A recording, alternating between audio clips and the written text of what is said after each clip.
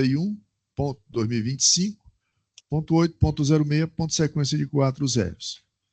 Impetrante Viviane Pinheiro de Paiva, paciente Alessandro Barluzzi, impetrado juiz de direito da Comarca de Cruz, relatoria da desembargadora Lígia. Inscrita para sustentar oralmente, Sua Excelência, a doutora advogada Viviane Pinheiro de Paiva, fazendo-o remotamente, pelo tempo de 15 minutos.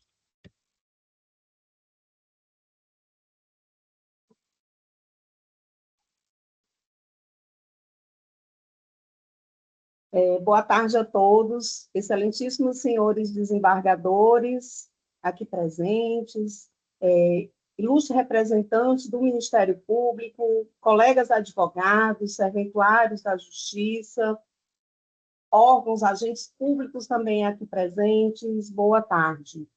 Compareço mais uma vez neste egrégio tribunal em favor da liberdade, que é um direito fundamental, que é a regra em nosso ordenamento jurídico, sendo a prisão cautelar a exceção, sempre subordinada à estrita legalidade e à demonstração concreta da necessidade. Antes de adentrar na minha fala, no mérito das minhas alegações, das minhas razões que trouxe a impetrar este habeas corpus, trago uma síntese em relação ao réu, ao paciente Alessandro Barluzzi, que foi preso por força de um cumprimento de um mandado de prisão preventiva no dia 5 de junho de 2025.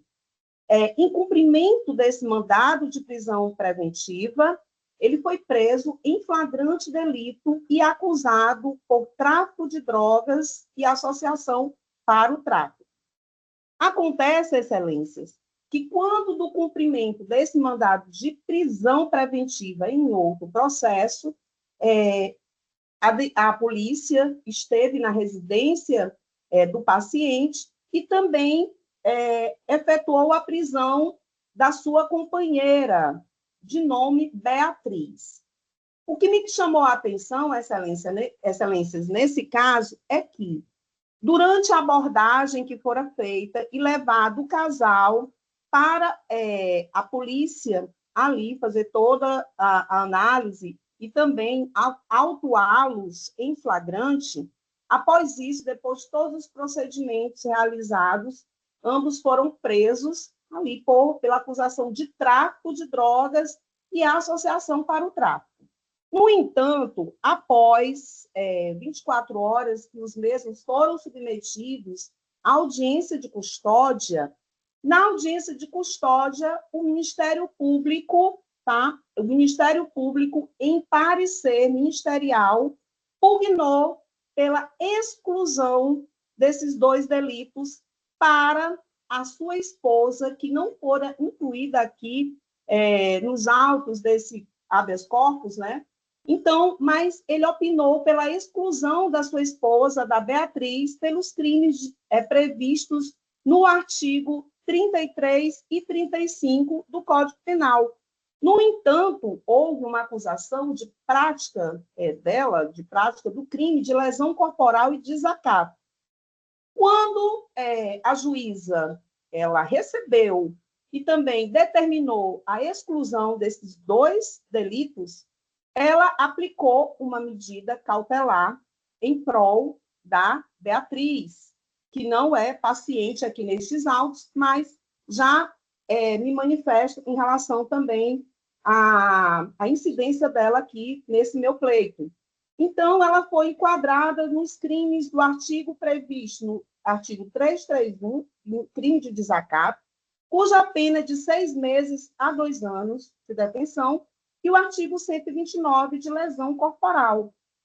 Além disso, desproporcionalmente, na audiência de custódia, no termo da audiência de custódia, a juíza do núcleo de custódia, ela aplicou medidas cautelares totalmente desproporcionais ao que ela estava respondendo naquele momento. ela aplicou essas medidas cautelares por 180 dias com uso de tornozeleira eletrônica.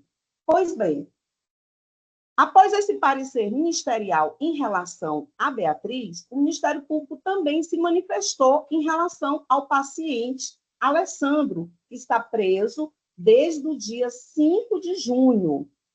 No entanto, ele também se manifestou na exclusão, praticamente, se foi excluído o artigo 35, se a acusação era de associação para o tráfico, era do casal, então automaticamente se excluiria também o artigo 35 para o paciente Alessandro.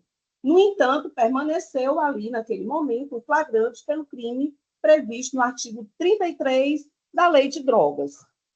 Ela fora posta em liberdade com a aplicação de medidas cautelares tornozeleira eletrônica, em qual ela se encontra até hoje. Possui um filho menor de 3 anos. Ele teve a sua prisão em flagrante convertida em prisão preventiva. Acontece, excelências, que após a finalização do inquérito policial, o Ministério Público, por uma surpresa, denunciou os réus pelos crimes previsto no artigo 33 e 35, por algo que já havia sido excluído ainda na audiência de custódia. Então, houve aí um equívoco do Ministério Público que está atualmente prejudicando a paciente, inclusive também prejudicando o réu, que até este momento essa denúncia não foi sequer recebida pelo juiz. A última manifestação, excelências, que está prevista nos autos, audiência de custódia nas folhas 81 e 86, e também a própria denúncia ofertada pelo Ministério Público em folhas 115, demonstra ali, bem clara, o equívoco do Ministério Público em denunciar os réus pelos crimes que já haviam sido excluídos pela MM Juíza ainda na audiência de custódia. Ademais, excelências, em folhas de número, em folhas de manifestação sobre o recebimento ou não pela juíza da denúncia, da peça denunciatória, houve uma manifestação de que aquele juiz do núcleo de custódia não era mais competente para analisar sobre o recebimento ou não daquela denúncia. E, no entanto, nessa manifestação, ele declinou a competência para a comarca de Acaraú, o que vem até a presente data, excelências, sem qualquer manifestação ainda sobre a prisão do paciente e também por esse equívoco que fora cometido. Então, em relação a Alessandro, está preso por força de mandato de prisão preventiva e também pela conversão da sua prisão em flagrante, neste caso, em preventiva.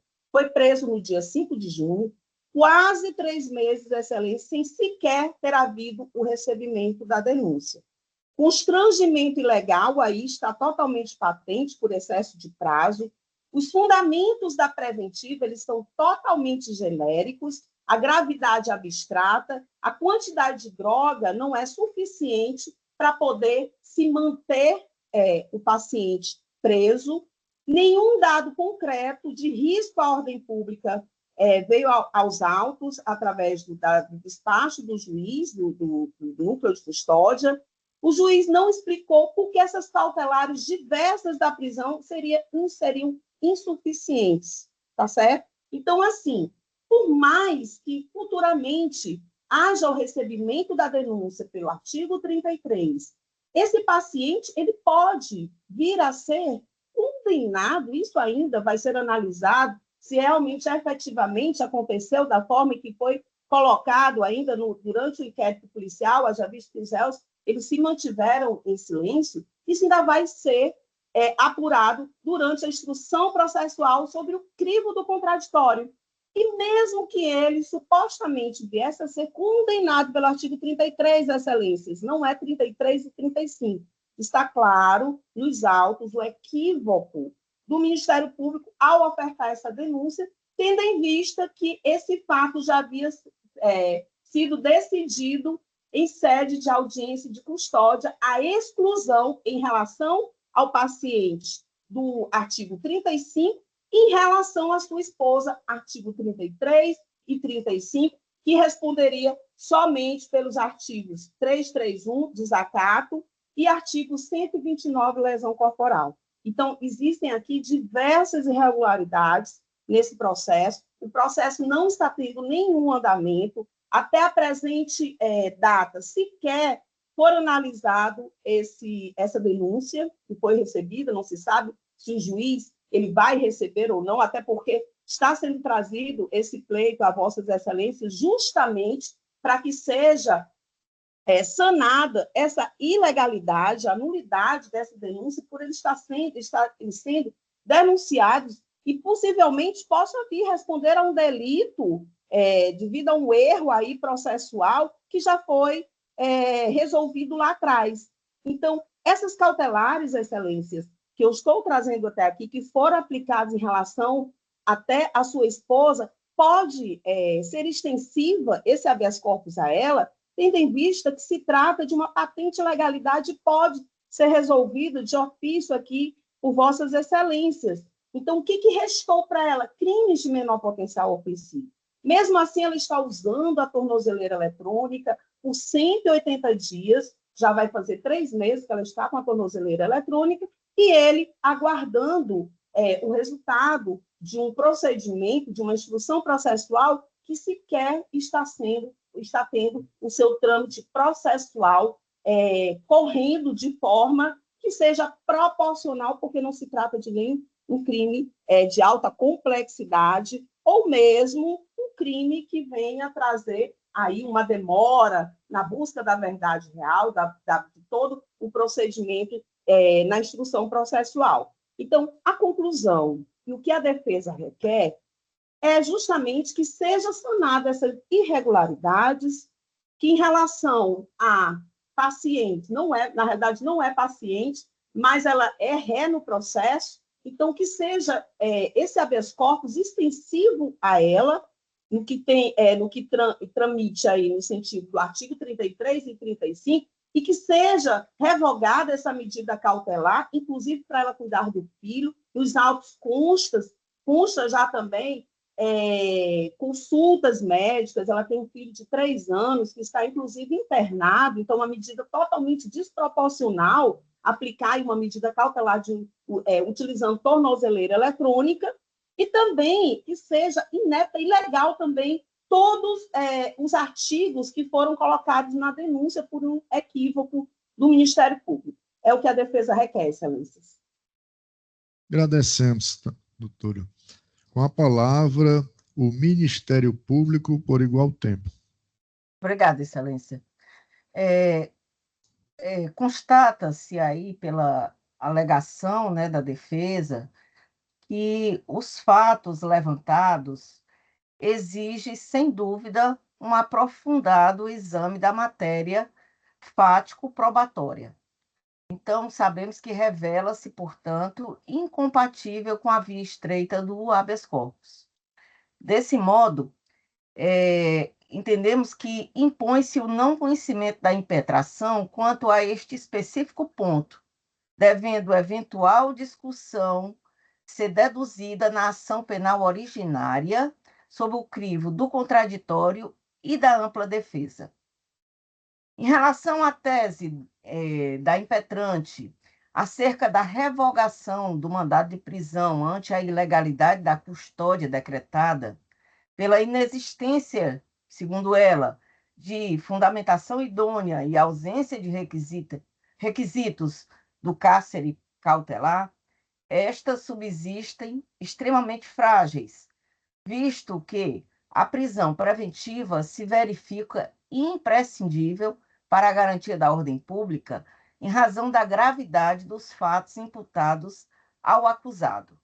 Ressalte-se ainda que o paciente ostenta antecedentes desabonadores, inclusive por tráfico de drogas, conforme certidão de folhas 68 e 70 dos autos de origem, circunstância que atrai a incidência da súmula 52 desse Tribunal de Justiça. A decisão que decretou a prisão preventiva do paciente está devidamente fundamentada, entendendo-se que restam insuficientes a fixação de medidas cautelares diversas da prisão para resguardar a ordem pública. Dessa forma, ratificamos integralmente o parecer acostado às folhas 79 e 85. É a manifestação do Ministério Público. Conceda a palavra à relatora, desembargadora Lígia. Obrigado, senhor presidente.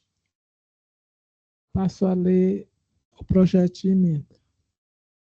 Caso em exame, trata-se de habeas corpus impetrado contra ato do magistrado da Vara Única da Comarca de Cruz, em razão de suposta ilegalidade na prisão em flagrante do paciente. 2. Questão em discussão. A questão em discussão consiste em saber se há ilegalidade na prisão em flagrante do acusado. 2. Se há ausência de requisitos e carência de fundamentação esposada pelo juízo primeiro. 3. Se as condições pessoais favoráveis ao acusado são relevantes em caso. 4. Se é cabível a aplicação de medidas cautelares diversas. Razões de decidir. 3. O rito do presente right não comporta incursão fática sobre os detalhes que teriam permeado a operação policial, determinante para a configuração ou não da ocorrência do Fiction Expedition, considerando que demandaria necessária dilação probatória. 4. Todavia, no que tange à alegação de ilegalidade da prisão do paciente, tratando de questão diretamente vinculada à prisão do indivíduo, suscetível de caracterizar constrangimento ilegal à sua liberdade de locomoção, nos termos do artigo 5º, inciso 48 da Constituição Federal, convém promover a análise meritória da questão. 5º, em consulta aos depoimentos policiais, a atuação policial decorreu de fundada suspeita suficiente para justificar a abordagem do paciente e a posterior busca pessoal e domiciliar, que culminou com sua prisão em flagrante, conferindo plena legitimidade à ação. 6. Com base na decisão prolatada pelo juízo primeiro, devidamente fundamentada, verifica-se que estão presentes os requisitos autorizadores da constituição cautelar, pois os indícios de autoria e materialidade estão demonstrados pelos depoimentos policiais, pelo auto de apreensão, pelo laudo provisório que atesta a apreensão de 910 gramas de maconha, 500 gramas de haxixe e pelas fotografias dos materiais apreendidos. 7. O perigo libertatis se evidencia pelo risco de reiteração delitiva, considerando os antecedentes do acusado e processos em curso por tráfico de drogas, justificando nos termos da súmula 52 do TJCE a decretação da prisão preventiva para a garantia da ordem pública. 8. Ademais, não se sustenta o argumento da impetrante da desnecessidade da prisão do paciente, em razão de possuir condições pessoais favoráveis.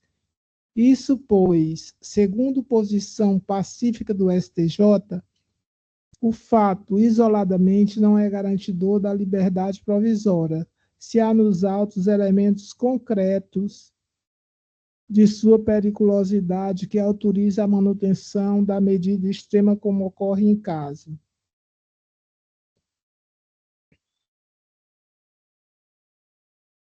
9. Por sua vez, as medidas cautelares previstas no artigo 319 do Código de Processo Penal são insuficientes para neutralizar os riscos inerentes à liberdade do paciente, dada a gravidade do crime e a necessidade de preservar a ordem pública. 4. Dispositivo. Ordem denegada.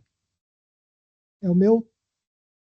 Como vota a desembargadora Lira?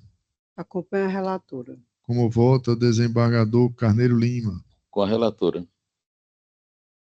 Proclamo o resultado. A primeira Câmara Criminal, por unanimidade de votos, conheceu do habeas corpus para denegá-lo. Na sequência, chamo o item 6 do roteiro.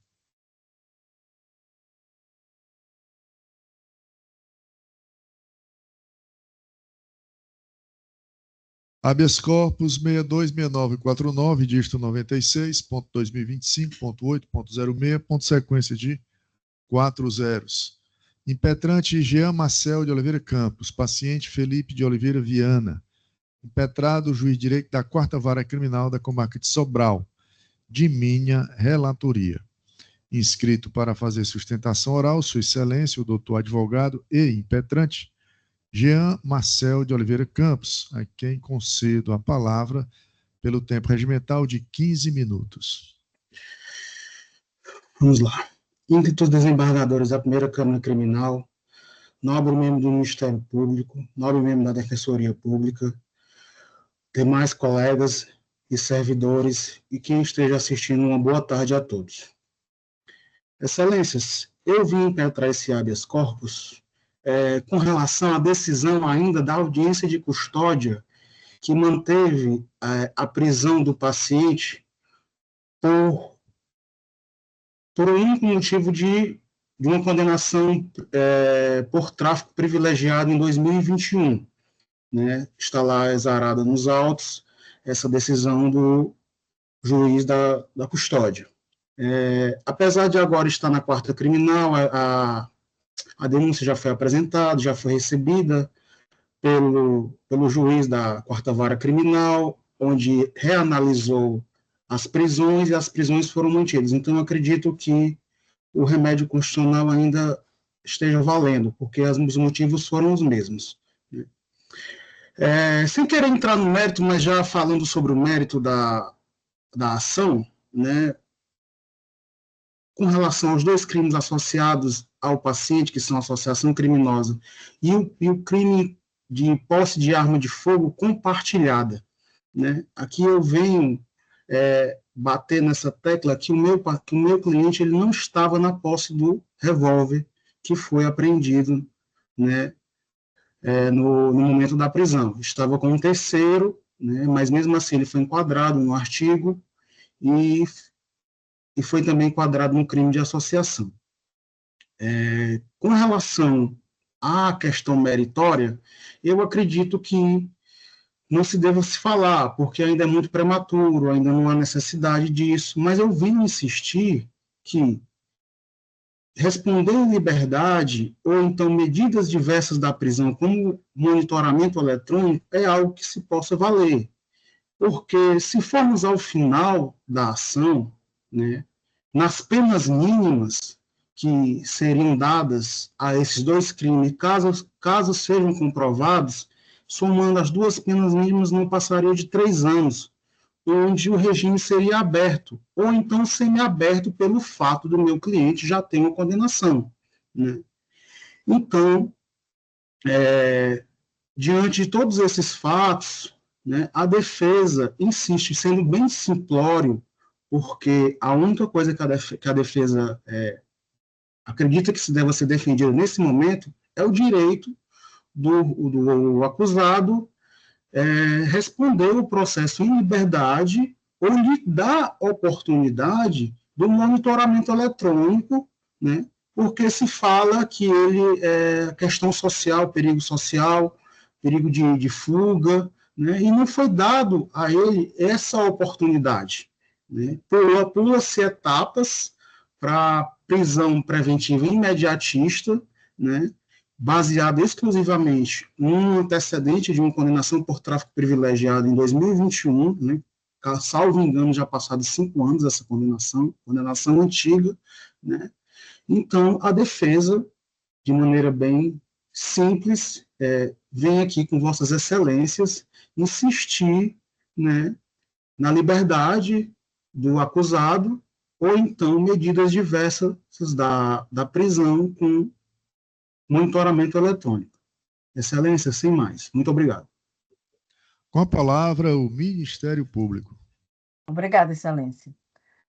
Analisando o conteúdo constante do presente habeas corpus, constata-se que as principais teses aduzidas são constrangimento ilegal por ausência de fundamentação da decisão que decretou a segregação cautelar e dos seus requisitos autorizadores. Por fim, pleiteia subsidiariamente a concessão da liberdade mediante imposição de medidas cautelares diversas da prisão. Ora, o infrator foi preso em flagrante delito com Caio Renan Marcelino Vieira e João Carlos de Souza, agindo em comunhão de desígnios e com unidade de propósitos. Associaram-se de forma estável e permanente para o fim de cometer crimes, e nesse contexto portavam de forma compartilhada um revólver da marca Taurus, calibre 38, com 6 munições intactas do mesmo calibre, sem autorização e em desacordo com determinação legal ou regulamentar. No tocante, portanto, ao argumento de ausência de fundamentação, entende-se que não merece qualquer credibilidade, haja vista que a prisão preventiva encontra-se suficientemente fundamentada na garantia da ordem pública e do risco de reiteração delitiva. O delito está robustamente demonstrado pela prova da materialidade e pelos indícios suficientes de autoria, colhidos no inquérito. O perigo libertatis, por sua vez, é manifesto e se ancora na necessidade da garantia da ordem pública pela gravidade concreta da conduta. São 3 criminosos contumazes, agindo em grupo e armados para cometer um ato de vingança privada.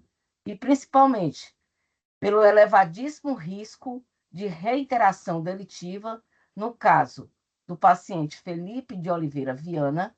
Este foi condenado por tráfico de drogas na ação penal de número 0060622-2020, ponto 8.06.0167, com sentença proferida em 2021, conforme certidão de folhas 6365 do auto de origem, o que evidencia, sem dúvida, sua persistência na prática de atividades ilícitas, em consonância com a súmula 52 deste egrégio Tribunal de Justiça do Ceará.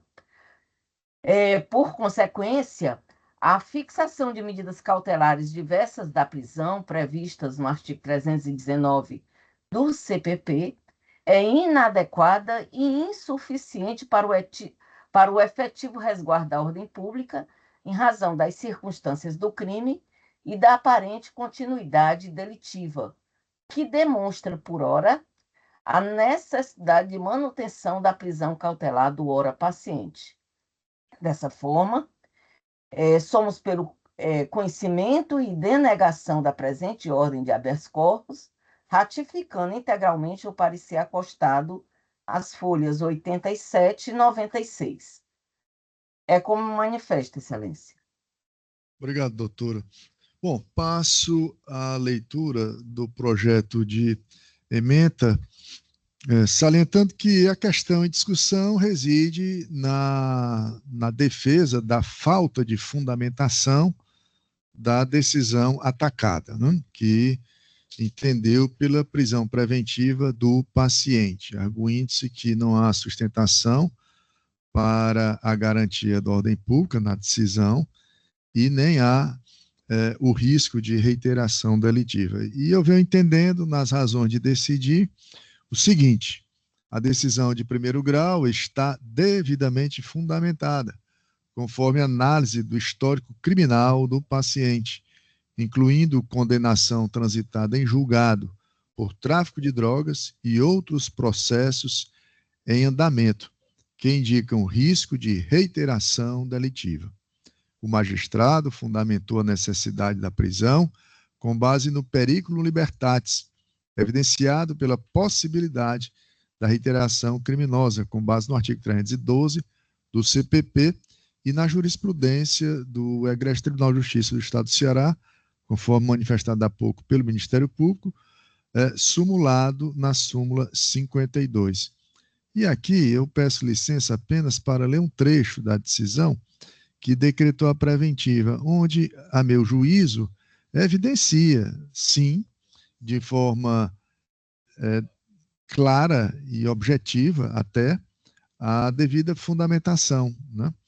A caracterização da defesa da ordem pública.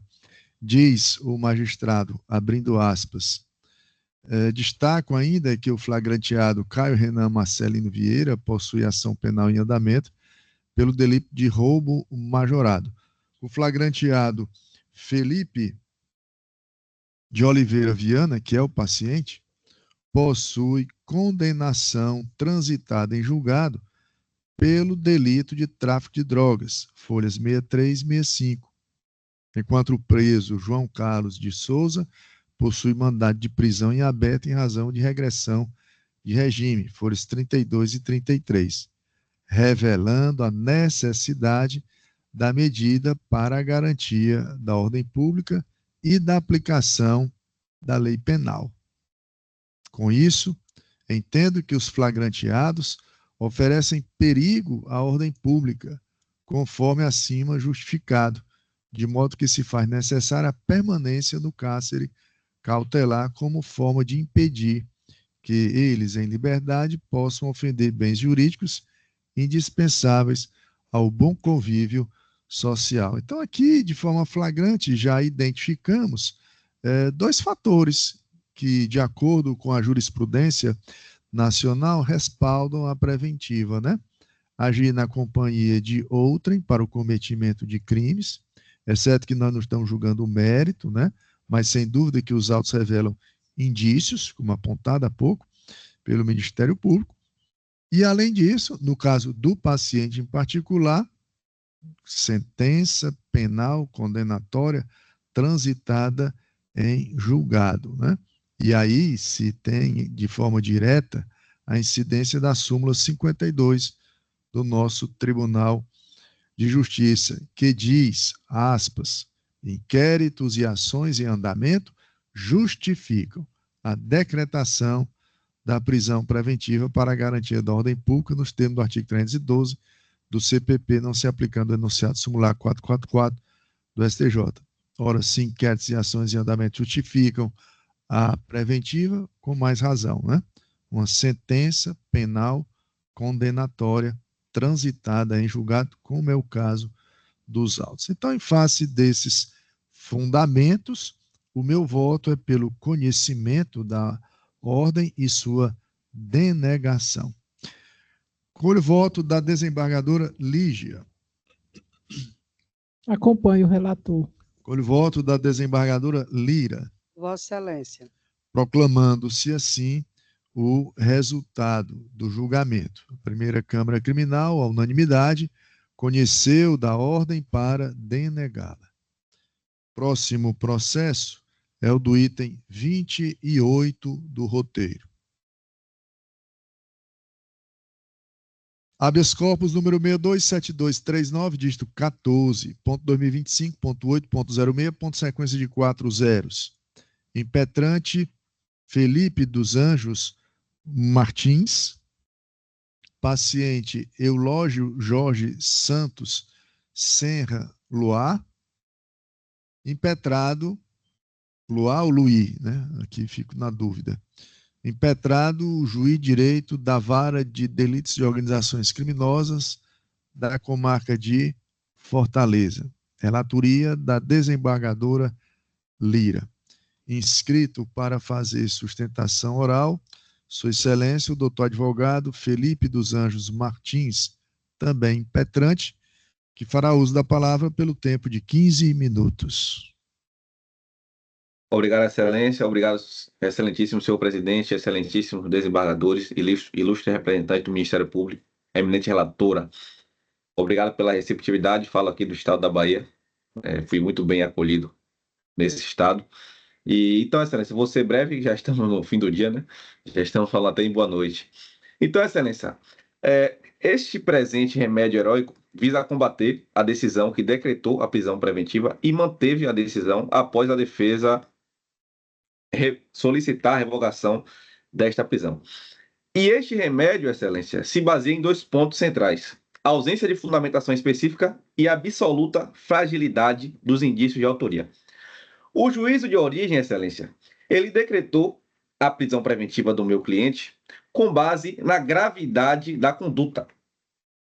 Esse fundamento, Excelência, com todo respeito ao juízo de origem, dizer que o crime é grave para justificar a ofensa à ordem pública não merece prosperar, porque, na visão deste advogado, todo crime é grave, mas nem todo crime, por ser grave, ele merece que seja decretada a prisão preventiva.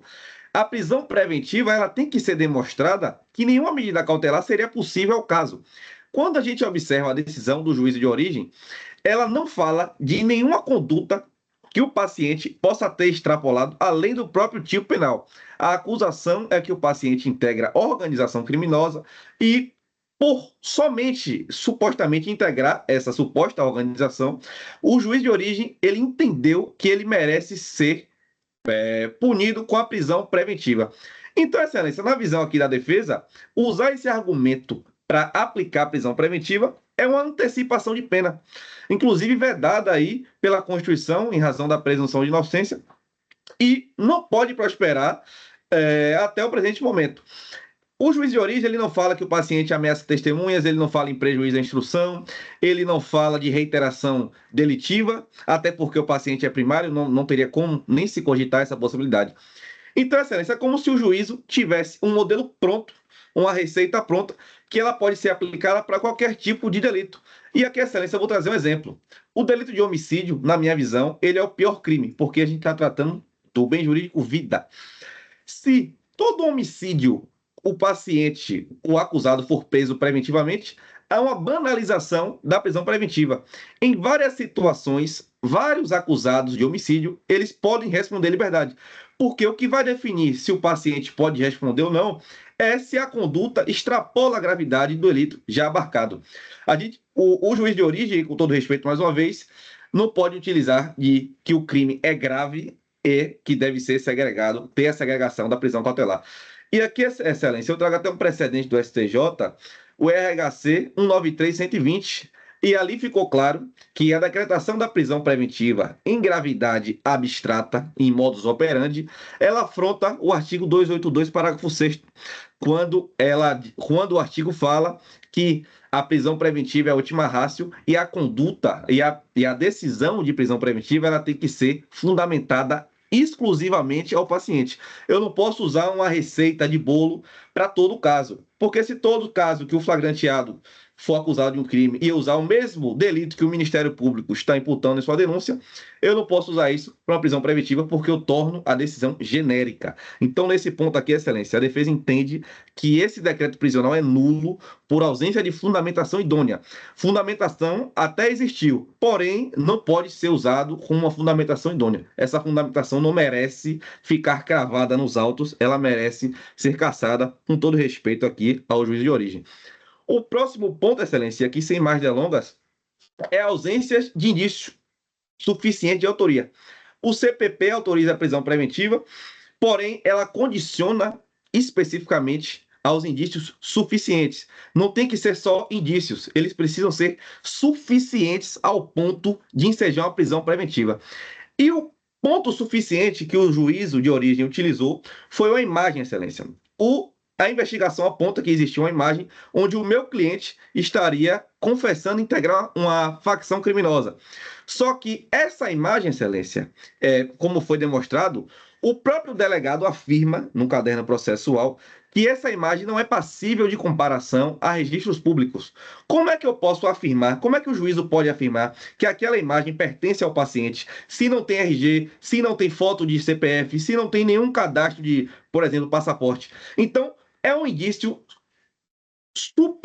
mega frágil para ensejar uma prisão preventiva.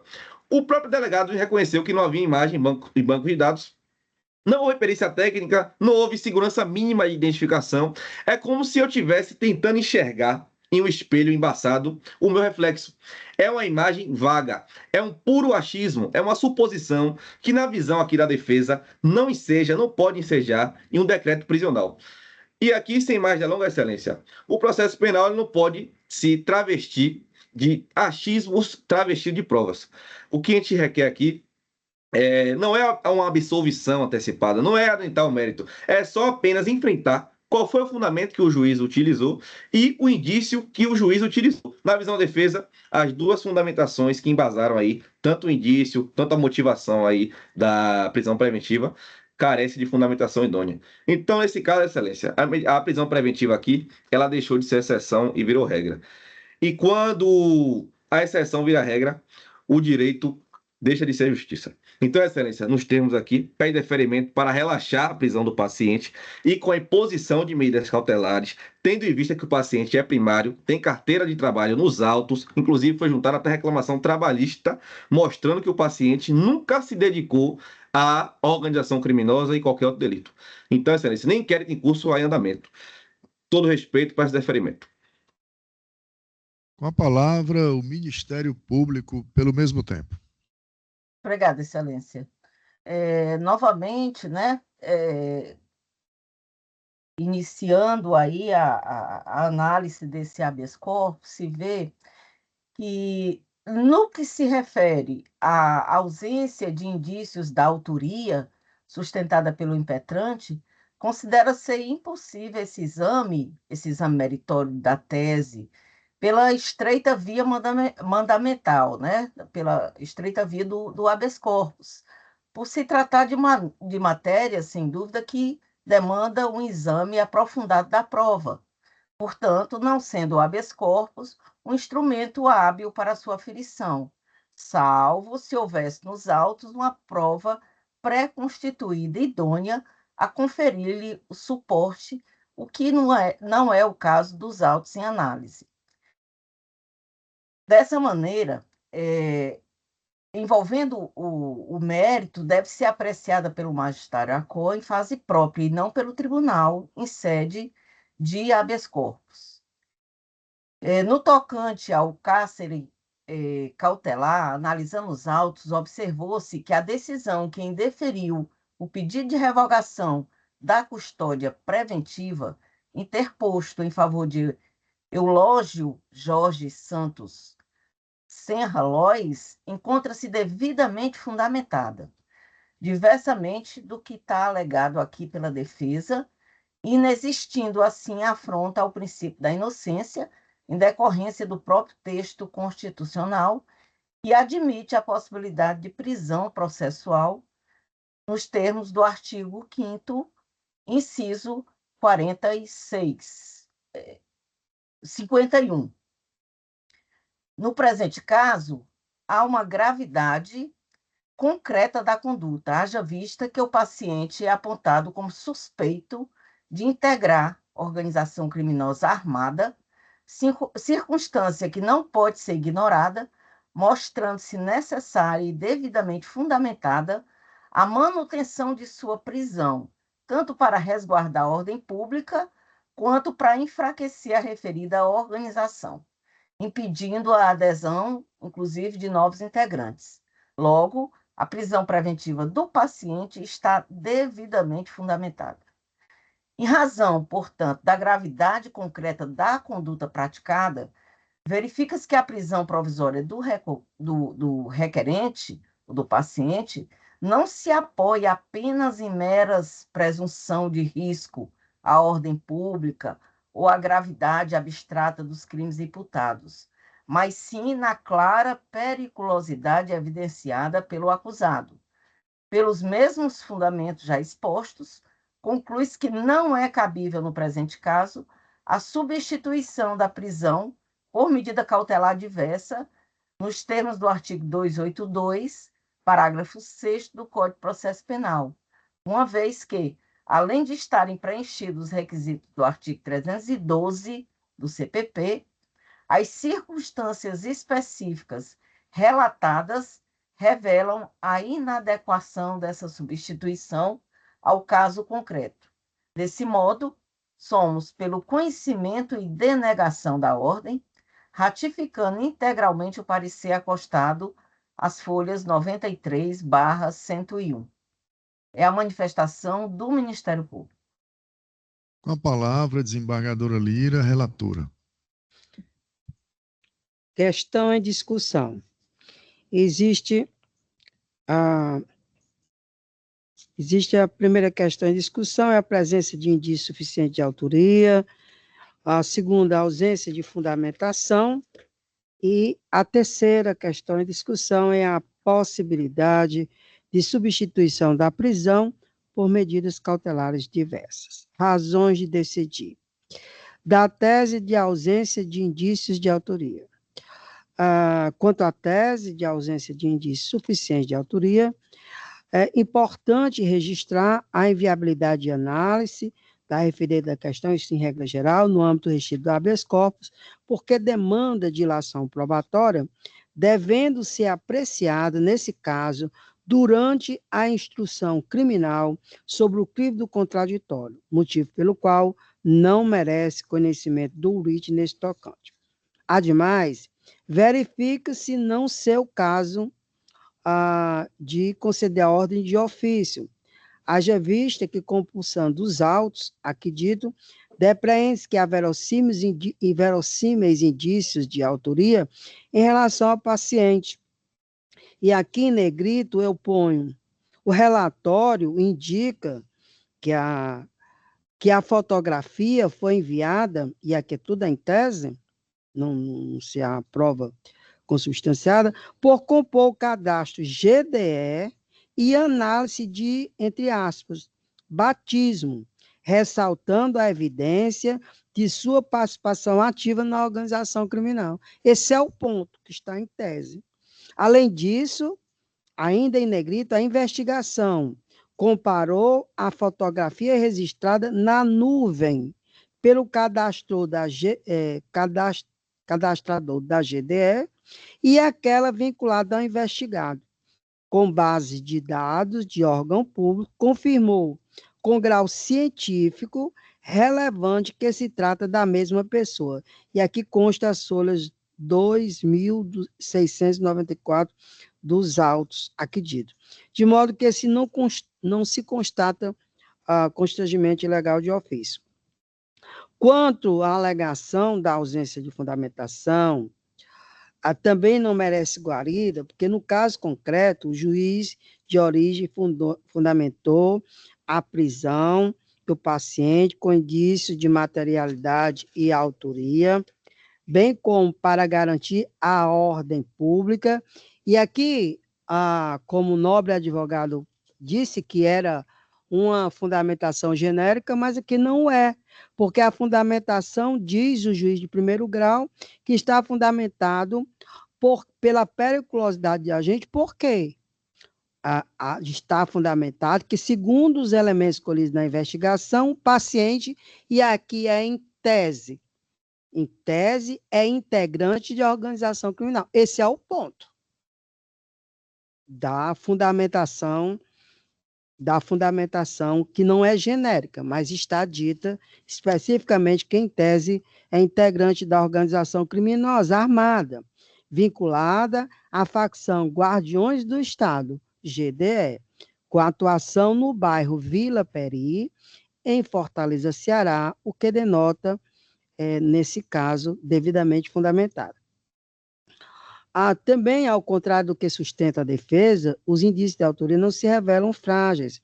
A apuração indicou que o paciente teria realizado cadastro formal da organização criminosa, no qual declarou sua função dentro da facção relacionado ao tráfico de drogas, seus, entre aspas, padrinhos, e a área de atuação criminal. Consta ainda uma fotografia utilizada no cadastro, como foi dito, foi confirmado por meio de videochamada, além dos dados pessoais fornecidos, coincide com as informações em tese, constante CPF do acusado. Então, por todas essas questões, ela está fundamentada nos termos do artigo 93, 9 da Constituição Federal, 282, parágrafo 6, 315 do Código de Processo Penal.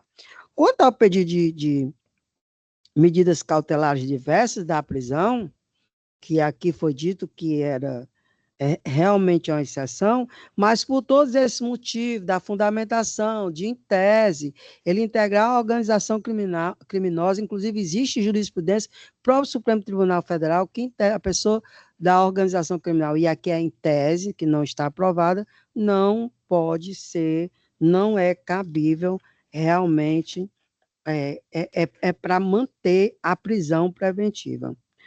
Portanto, tendo em vista essa garantia da ordem pública, e aqui a periculosidade que ele diz, aqui é baseado em supostamente na gravidade concreta, porque ele participa em tese de ser suspeito de participar de integrante de uma organização criminosa armada. Por todos esses motivos, a ordem conhecida e na parte cognitiva denegada. É como voto, excelência. Colho o voto do desembargador Carneiro Lima. Acompanho a relatora, excelência. Eu ratifico também o meu voto provisório, acompanhando a eminente relatora, e confirmo, né, esse entendimento nesse momento, em face do que acabara de apresentar no seu projeto de emenda, a eminente relatora, no que tange a fundamentação em concreto, né? Quer dizer, não é uma preventiva decretada, segundo a minha compreensão, em razão de alguém ter cometido o delito X, né, de organização criminosa. Concordo com a colocação do nobre advogado, que não é porque houve um cometimento de crime, aliás, nessa fase nós apuramos apenas indícios de autoria, né? Eu sempre gosto de dizer que é possível até que o paciente, no julgamento da ação penal, ele seja absolvido, né? Ali é onde nós teremos o exaurimento da questão da culpabilidade, né? Aqui, nessa fase, por enquanto, analisamos indícios de autoria. Pois bem, nessa análise de indícios de autoria, conforme pontuado pela eminente relatora, tem-se preenchimento de cadastro, tem-se designação de função, tem-se existência de padrinhos, tem-se fotos apresentadas, documentação, o que revela um diferencial, né? Não só a questão do cometimento do crime, mas uma conduta diferenciada que leva a uma periculosidade em concreto, né? Ou a necessidade de preservação da ordem pública, como pontuado no voto. E lembrando que isso tem respaldo na jurisprudência, inclusive do Supremo Tribunal Federal, a manifestação que a desembargadora Líria se refere, salvo engano, é um voto da eminente ministra Carmen Lúcia, né, que diz exatamente isso, que o fato de integrar organizações criminosas com algum destaque, né, com algum diferencial de participação, isso sim é fundamentação para o decreto preventivo, né? Então, por essas razões apresentadas, acompanho o voto da relatora e, sendo assim, proclamo de logo o resultado. A primeira Câmara Criminal, por unanimidade de votos, conheceu parcialmente do habeas corpus para, na extensão cognoscível, denegá-lo. Passamos agora ao item 107 do roteiro. É o último, doutora Larissa, né? Item 107, que traz processo de pauta. Apelação do item 107 do roteiro.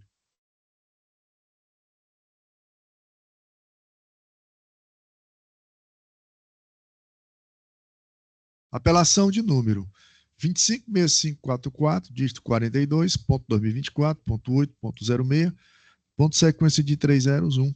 Apelante Gabriel Freitas Moreira, apelado o Ministério Público, relatoria do desembargador Carneiro Lima e revisão da desembargadora Lígia. Inscrita para fazer sustentação oral, Sua Excelência, a doutora advogada Djanira Pereira Mororó de Freitas, na defesa do apelante Gabriel Freitas Moreira. Sua Excelência tem o tempo de 15 minutos para apresentar suas razões.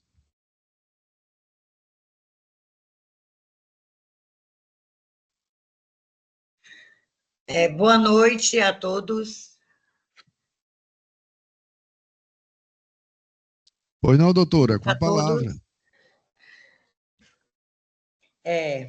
Mais uma vez, quero dizer que estou lisonjeada de estar aqui diante dessa competente e magnífica Corte de Justiça, que tem como presidente o desembargador Mário Parente Teófilo. Vossas Excelências, gostaria de saudar a todos na pessoa do presidente Dr. Mário Parente Teófilo. Quero também saudar aos serventuários da Justiça o meu cordial boa noite, bem como o procurador, os defensores públicos, advogados e todos presentes. Gabriel Freitas Moreira é mais um exemplo da famosa frase: estava no lugar errado e na hora errada.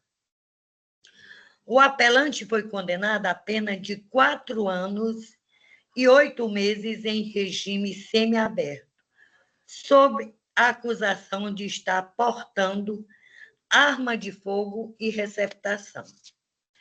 Ocorre, senhores desembargadores, que Gabriel Freitas Moreira estava trabalhando e, ao avistar uma correria e perseguição policial, ficou nervoso e foi se abrigar em um espaço onde tinham várias árvores. Os policiais, ao perceberem, decidiram entrar no terreno e avistaram algumas armas de fogo e, para darem uma resposta à sociedade, atribuíram a propriedade dos delitos ao apelante, o que é um verdadeiro absurdo.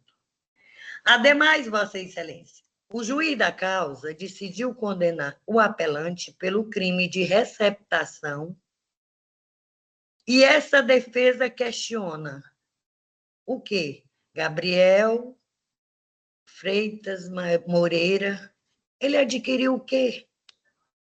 O que recebeu? Qual produto de origem criminosa? Senhores desembargadores, essa defesa suplica pela absolvição do apelante.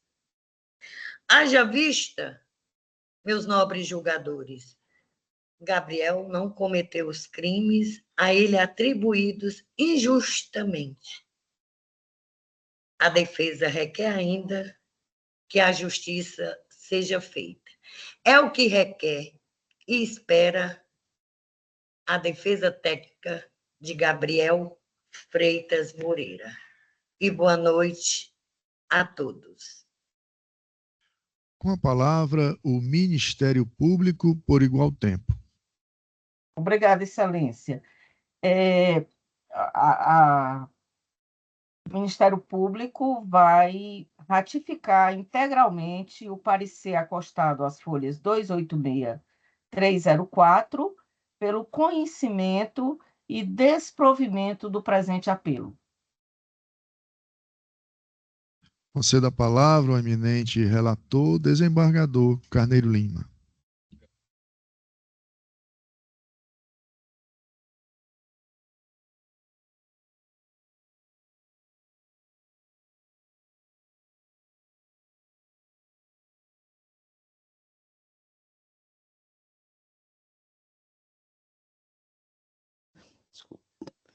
Direito penal, apelação criminal, porte legal de arma de fogo com numeração suprimida, receptação.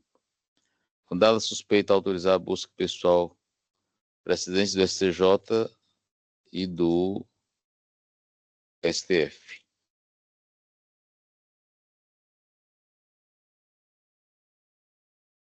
Autoria e materialidade delitivas, devidamente comprovadas quanto ao crime de porte legal de arma de fogo com numeração suprimida. Acervo probatório frágil quanto ao crime de receptação. Absolvição que se impõe. Aplicação do princípio indúbio pro réu. Reforma da dosimetria da pena, no acolhimento. Pena corretamente fixada.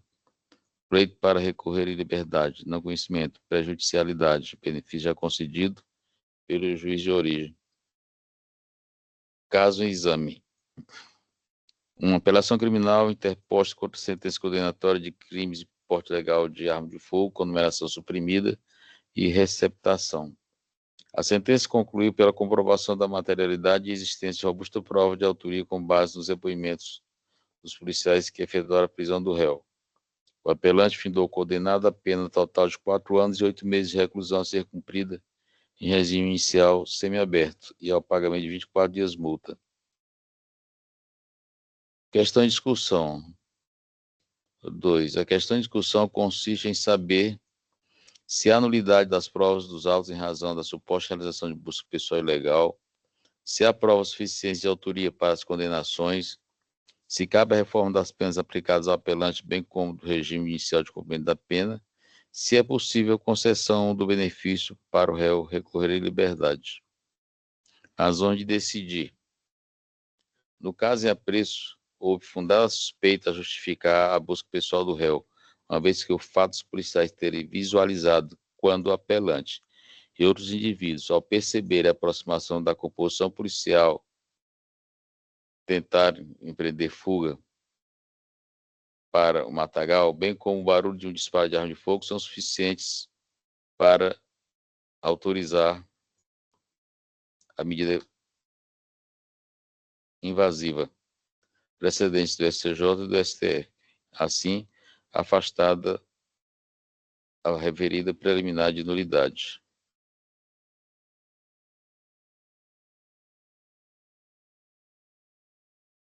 Quatro. A materialidade e a autoria do delito de porte ilegal de arma de fogo com numeração suprimida restaram efetivamente comprovadas, com base no conjunto probatório constante nos autos, entre os quais o auto de prisão em flagrante, auto de apresentação e apreensão e pelo laudo pericial, qual confirmou que as armas apreendidas estavam em perfeito funcionamento, e ainda nos depoimentos policiais que efetivaram a prisão em flagrante.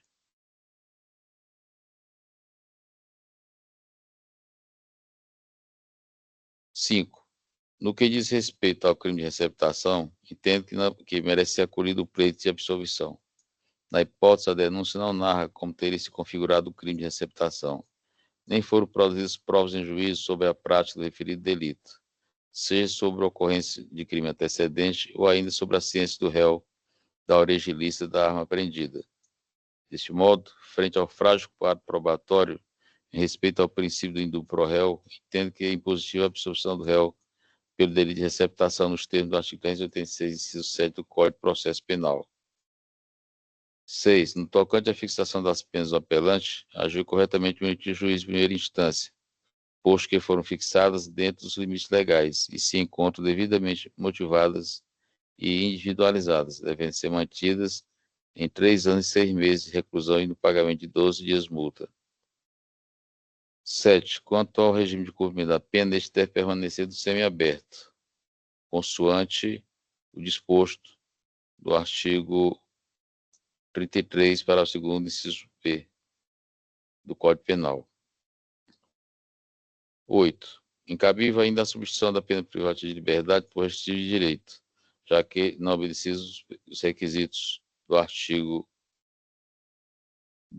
44 do Código Penal. 9. Por fim, quanto ao pleito para que seja concedido ao apelante direito de recorrer à liberdade, verifique-se que não deve ser conhecido, vez que se encontra prejudicado pois tal benefício foi concedido pelo magistrado de origem por ocasião da prolação da sentença condenatória. Dispositivo e tese. 10. Recurso da defesa parcialmente conhecido e parcialmente provido. É o meu voto, excelência. Confirmo o voto provisório, acompanhando o entendimento do relator. Como vota a desembargadora Lígia? Ratifico meu voto provisório com o relator. Proclamo o resultado. A primeira Câmara Criminal, à unanimidade de votos, conheceu parcialmente o recurso para denegar, para julgá-lo, para negar-lhe provimento. Parcialmente conhecido, né? Que a informação que consta aqui no meu roteiro não é essa. Parcialmente conhecido e na parte conhecida, provido, né? É isso? Muito bem, esse fora o último processo, né, doutora Larissa, com sustentação oral a ser julgado. Antes do encerramento, indago aos eminentes pares se há algum registro a fazer. Não havendo, agradecendo a Deus por mais uma tarde e noite de trabalho, desejando uma boa noite de descanso a todos, declaro encerrada a presente sessão. Boa noite a todos. Boa semana.